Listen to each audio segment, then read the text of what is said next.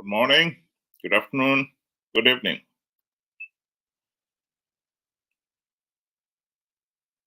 The gravy train, the ANC gravy train is crushed.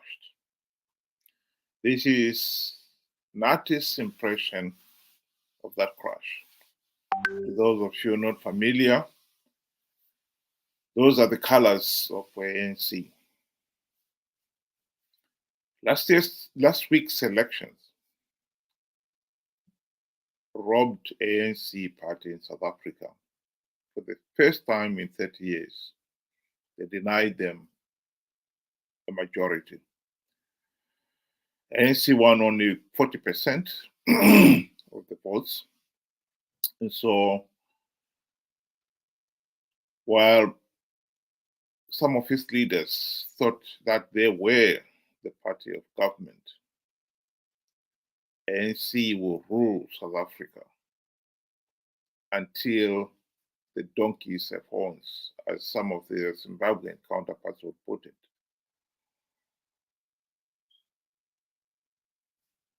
The people of South Africa spoke and decided that enough is enough. There cannot be any denying that the last 30 years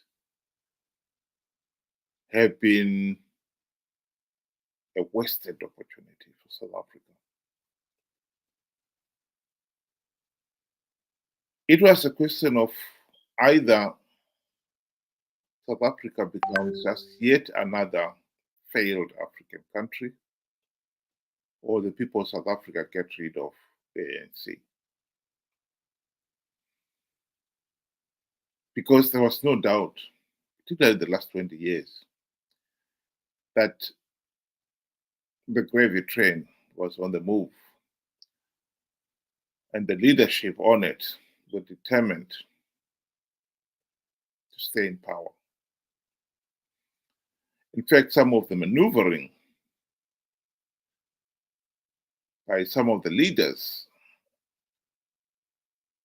like the ANC Secretary General,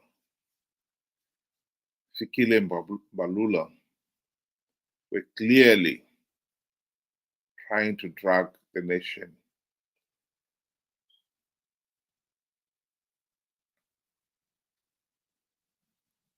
down the same route that other countries have done, like ZANU in Zimbabwe,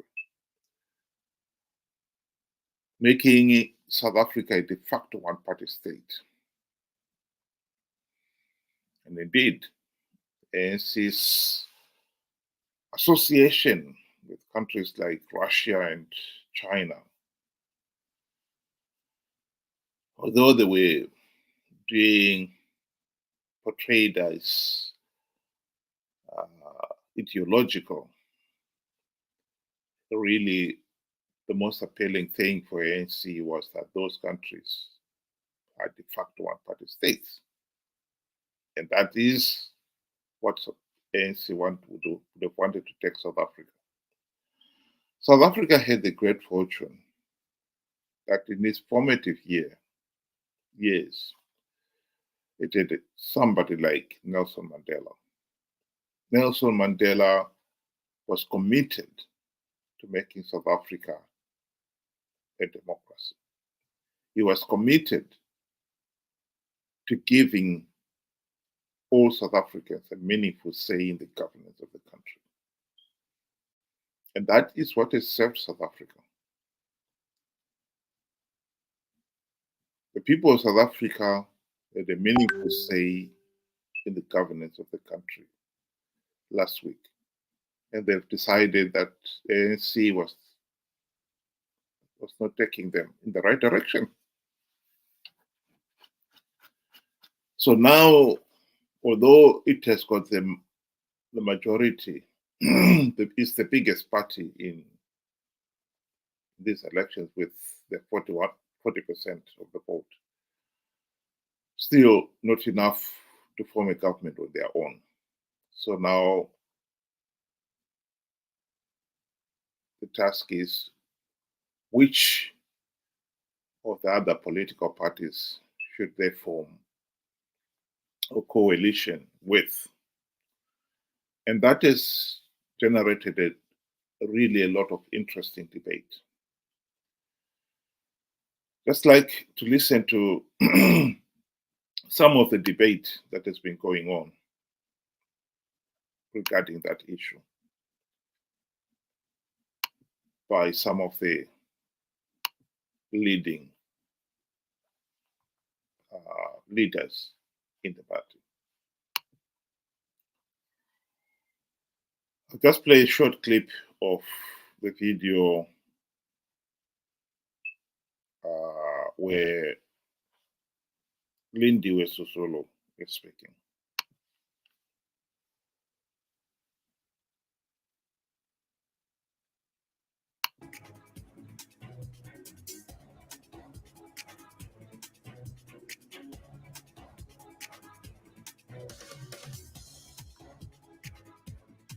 Dumelang. Welcome to Face the Nation. My name is Clement Manyatela. It's great to have you with us here on SABC News.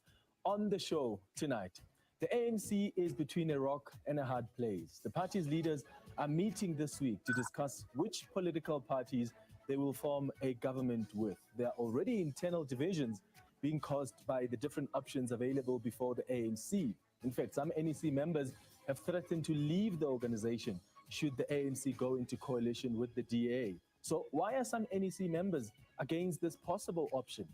Lindiwe Sisulu is one of the leaders of the ANC who will answer that question for us. Also on the show, ANC veteran Paulo Jordan will join us to reflect on the party's dramatic electoral decline at this year's election and what that means not only for the organization but for the country as well. But first, my comment.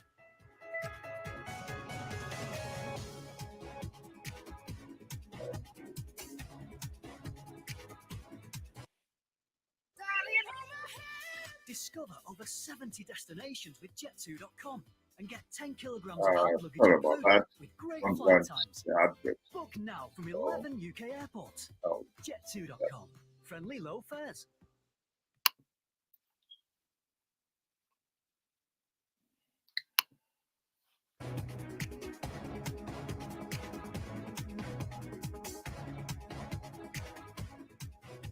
So the ANC internal battles are playing out behind the scenes amongst ANC members as the party's leadership meets this week to consider which party to go into a coalition with. The ANC has several options before them. With their 40% at national level, they can work with the DA, which has expressed interest in negotiating with the party. They can bring in the IFP as well. Alternatively, they can negotiate with the MK party or the EFF, whether at national government or for provincial coalition governments where the ANC receive less than 50%. Here's what Fikile Mbalula said about the party's approach to coalition talks. We're talking to everybody. There's nobody we are not going to talk to. Like I said to you at the beginning, when I was talking to you outside, let me repeat it again. We've been approached by political parties as it is normal, and the outcome is clear. Nobody has got outright majority. So we'll talk to everybody. So that's what Fikile Mbalula, the Secretary General of the ANC, had to say. The conundrum, though, is that ANC members themselves are divided on which option is in the best interest of the party and the country. There are some NEC members who are already threatening to quit the party should the ANC decide to go to bed, so to speak, with the official opposition. They say the ANC believes in non-racialism and question the DA's commitment to that.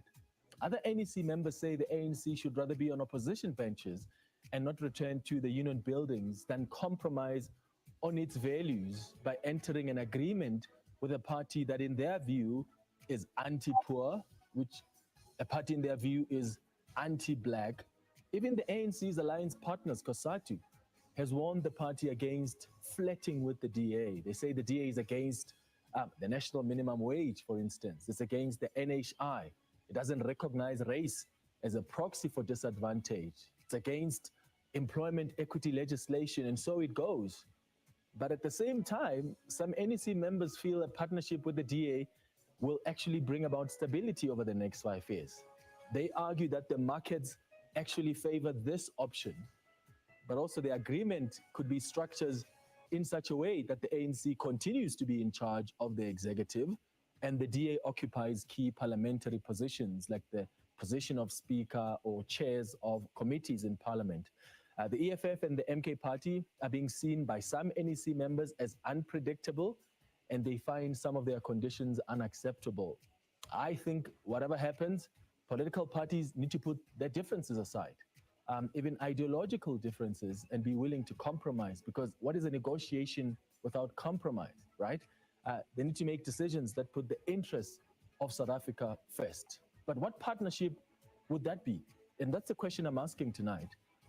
As the race to form a new government begins, which party do you think would be in the best interest of South Africa for the ANC to form a coalition with? Do you understand where some NEC members are coming from, those against an ANC-DA coalition? Do you agree with some ANC leaders that teaming up with the EFF or the MK party would be the best way to go? So which partnership do you think would be in the best interest of South Africa? You can send us a WhatsApp voice note right now on 078 479 1897. We'll play those throughout the show this evening. Remember to tell us your name and your surname as you send those WhatsApp voice notes, and where you're sending them from. Please keep them at about 30 seconds. Alternatively, you can send us an X on @FaceTheNation SABC.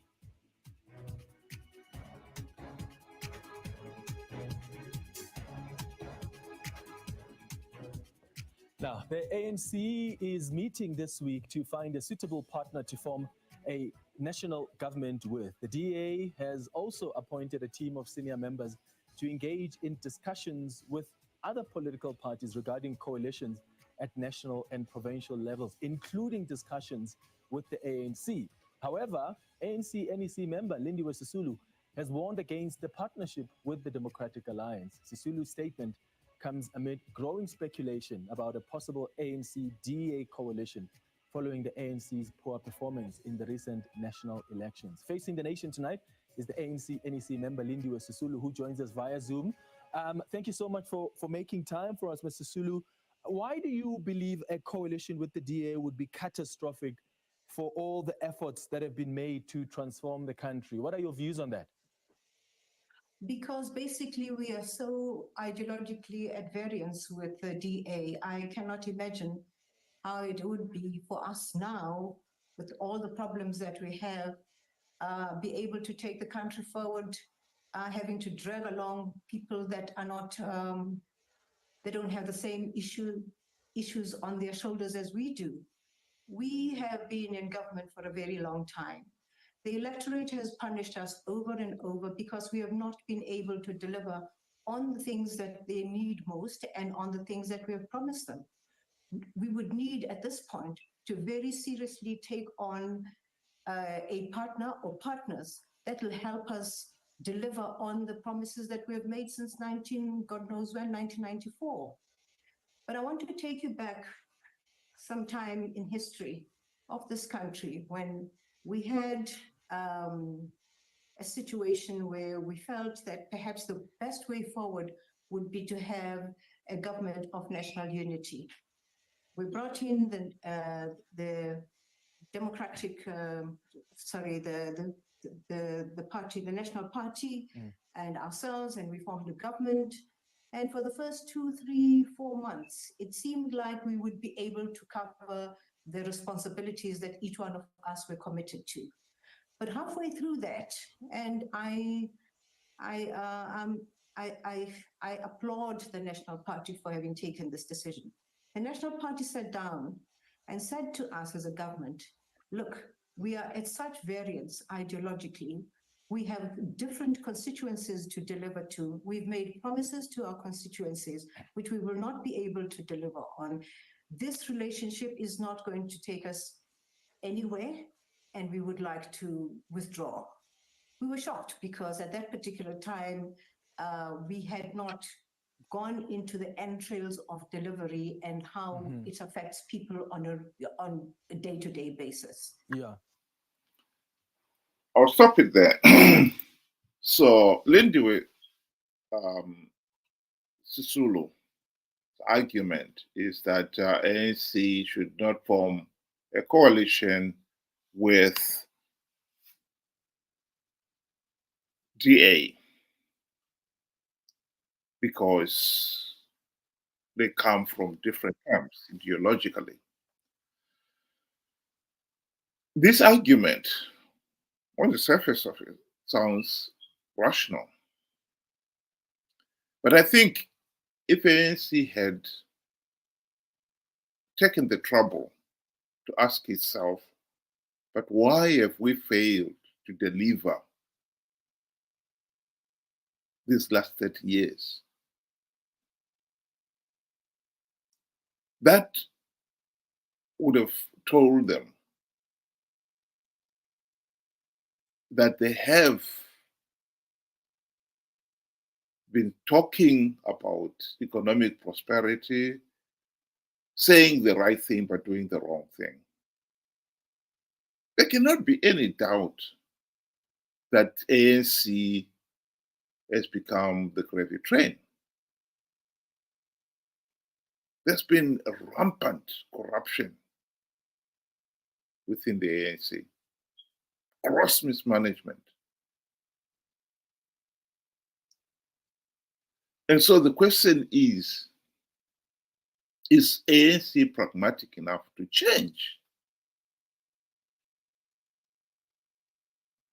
To realize that where they are taking the country, the way they've been taking the country these last 30 years was in the wrong direction. The DA is dominated by whites. But there are some blacks there. What matters here is not the race, but what the DA has been able to deliver. In terms of economic prosperity, forget the race issue. The DA is best positioned to deliver economic prosperity for South Africa. There cannot be any doubt that the rot that it affected ANC is not in the DA.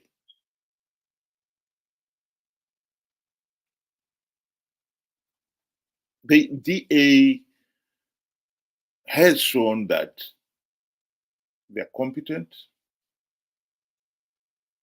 and they're not corrupt.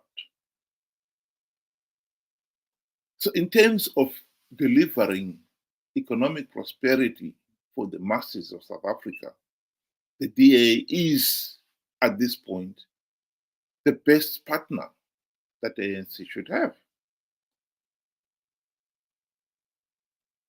To reject them on the basis that the DA has got its origin, it has got a lot of whites in it, and therefore then they would have the same apartheid mentality. It's ridiculous.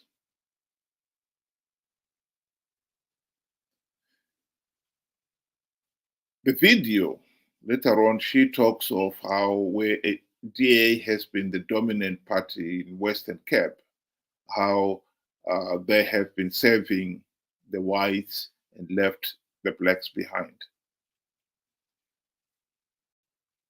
Maybe that needs to be looked at.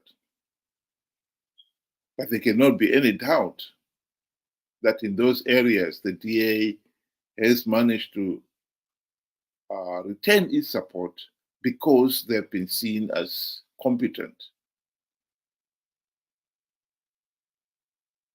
and not corrupt. The distribution of the wealth may not have been fast enough, but they were creating the wealth. This is comparable to Zimbabwe. Before independence, there's no doubt that Zimbabwe's economy was booming. But there's no denying also that that wealth was not being distributed fairly and evenly. After independence, the country's economy has collapsed. The wealth was no longer being created. What we have in Zimbabwe is looting at a grand scale.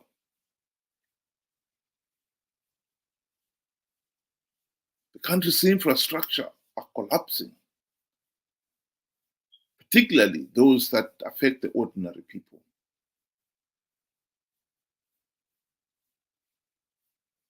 That is the move that ANC should be looking at.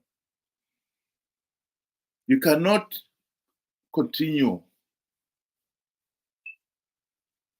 the way they were going. There need to be pragmatic change within the ANC. That is at the heart of the argument here.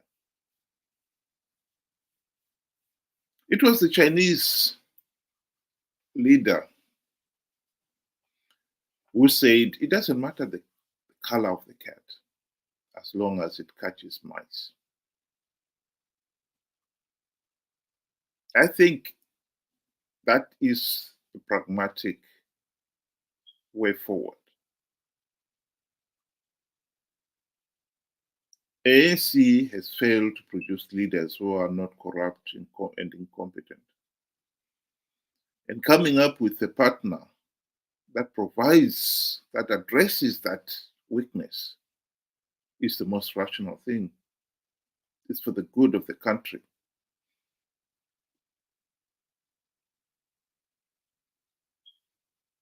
To steam ahead in the name of ideology, I think is to steam ahead in the name of let's go back, let's try to fix the gravy train and continue. The gravy train is not in the interest of the ordinary South African. They serve the interests of the ruling elite. That cannot be denied. I'll just play a short clip of the argument on whether ANC should take MK, led by former President Jacob Zuma, as a partner.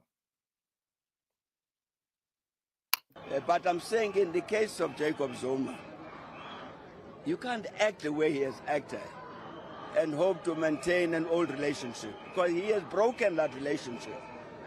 He's broken that relationship. You can't campaign against the ANC and pretend that the ANC belongs to Ramaphosa. He knows very well it does not belong to any Ramaphosa. It belongs to the people, it becomes the membership, it belongs to the country. But deliberately it goes out and does a very wrong thing, and necessarily that means there will be a rupture.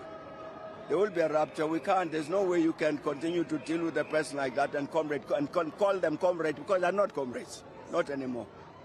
Thank you very much, colleague.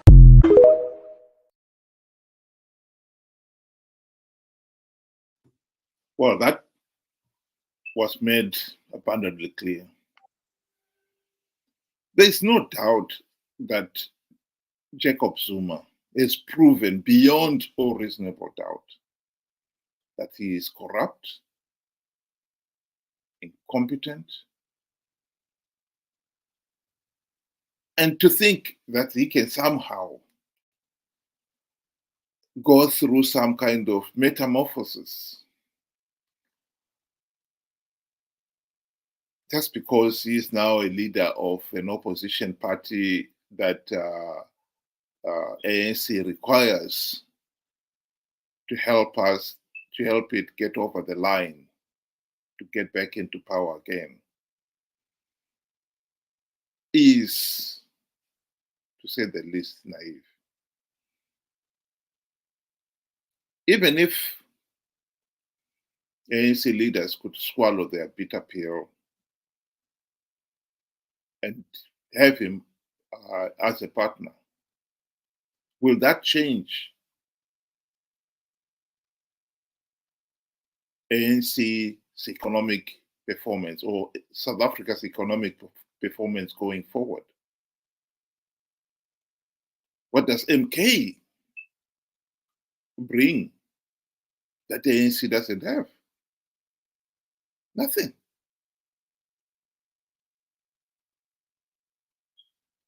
Having MK as a partner or EFF as a partner, I believe is just an attempt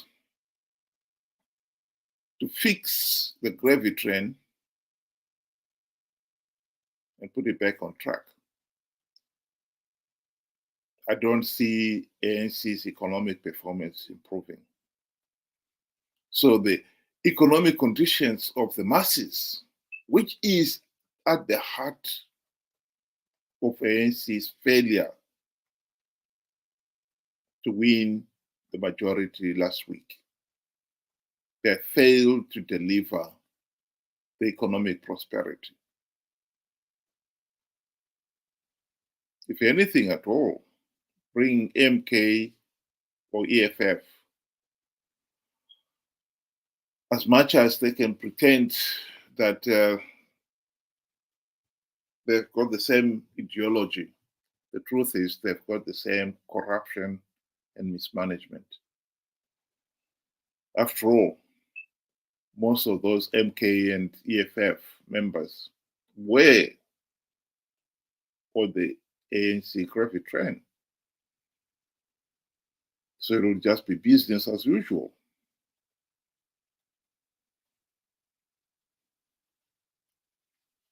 It will not change anything at all. In many ways, Jacob Zuma, I would say, is of the same cut as Robert Mugabe, Emerson Mnangagwa, Mongan Changirai, and Nelson Chamisa. They are all corrupt, incompetent, breathtakingly incompetent, and they're totally useless. They want power, and once in power, that's all they care about.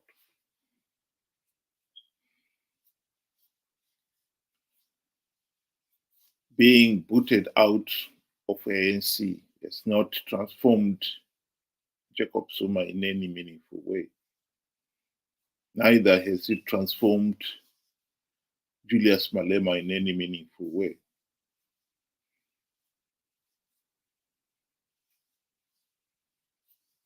MK and EFF will have nothing to offer, if anything at all.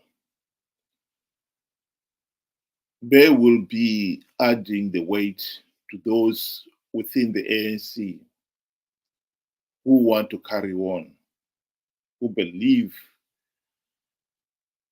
they can fix the gravy train and put it back on track.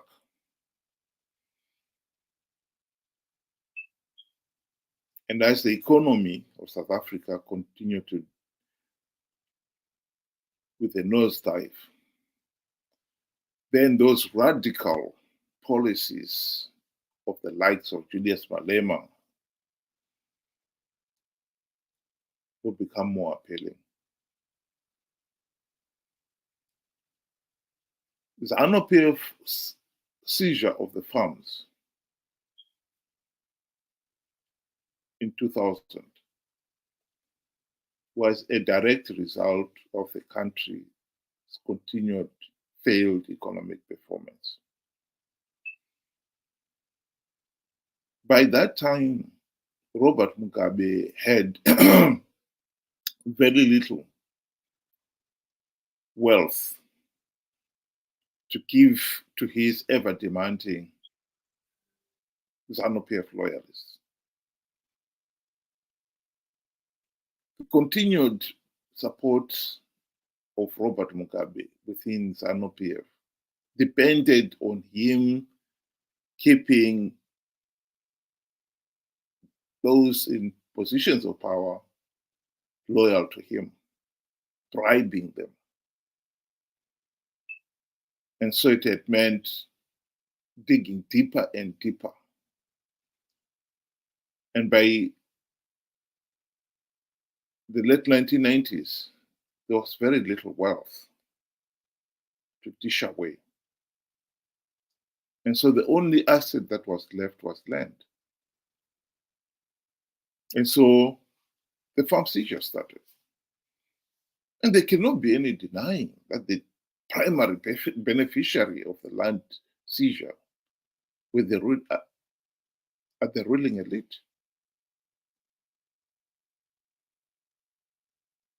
And when all the farms were given out, a situation that Mnangagwa inherited, he had to dig deeper as well. What else is there to give away, to bribe, to buy support, the blind support of the ruling elite?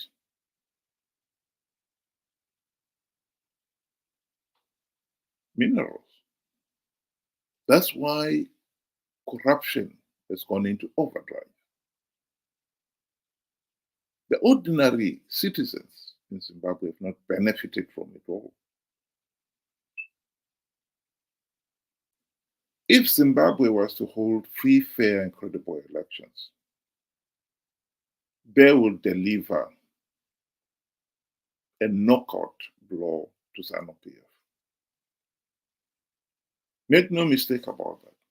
If Zimbabwe was to have free, fair, and credible elections, people would not even want to listen to what ZANU-PF has got to say.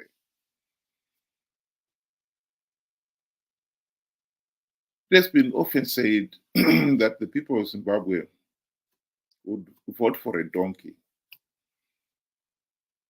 if that was the only alternative to ZANU-PF. That is how desperate the people are to get rid of ZANU-PF. ANC has just received a bloody nose.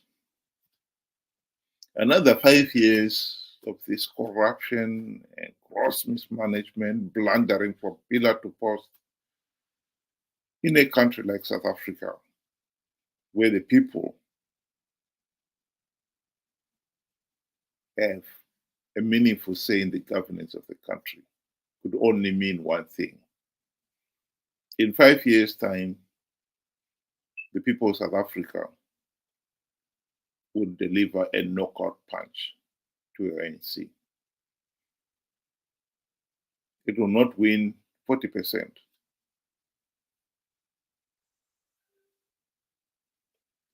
Their votes will be reduced even further. They will not, it may even deliver, the electorate may even deliver an outright majority alternative party.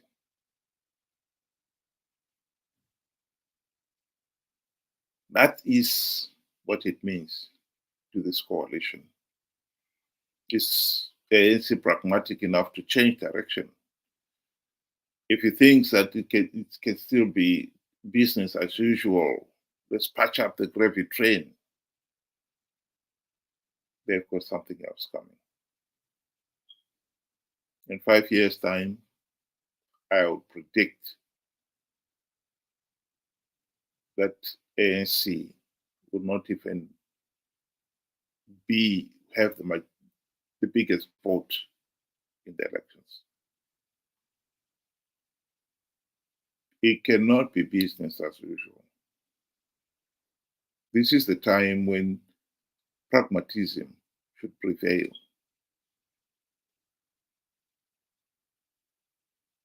ANC will never deliver economic prosperity if it carries on the way it has been going the last 30 years. It is that simple. Thank you very much, and have a good day.